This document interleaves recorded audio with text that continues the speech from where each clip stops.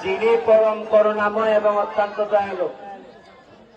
প্রায় 15 বছর আগে মনে হয় এই স্কুলে আমি আসছিলাম।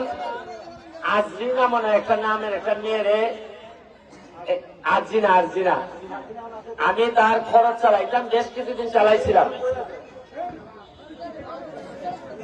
ইউনিভার্সিটিতে পড়ে।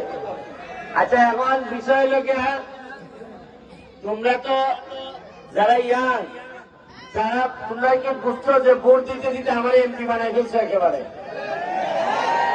আমি এখন এমন বিপদে পড়ছি, আমার হইলো খেলার কথা, ভোট টুট পড়ে এখন পাঞ্জাবি লাগাই নিচ্ছি।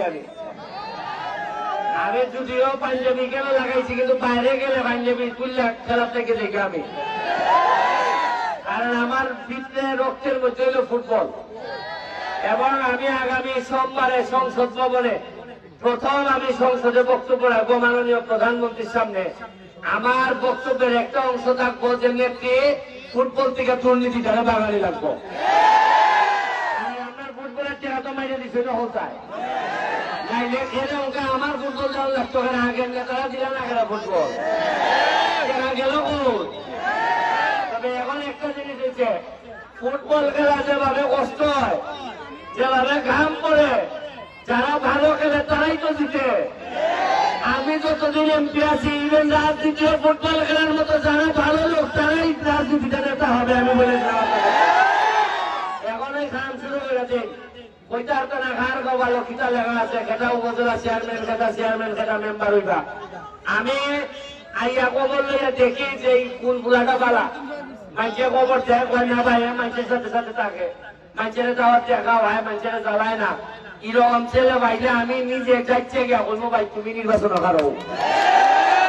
আমি পলাশ ভাই আমার দিছে 5 টাকা, এখন এমপিলে কিতাব মিলে এটা পাইছি না। এখন টাইম অভিজ্ঞ টাইম কইটা দুনিয়াও লাইটা ভাইবা, ইটা ভাইবা, অসংখ্য ভাইবাই চেহাই পেলে একবারে লড়লড়ি করবো।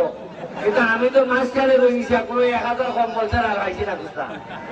এর মধ্যে আবার 3000 কম্বল আনছে আরেক মানুষের কাছে গিয়া বসে দেও দিয়া।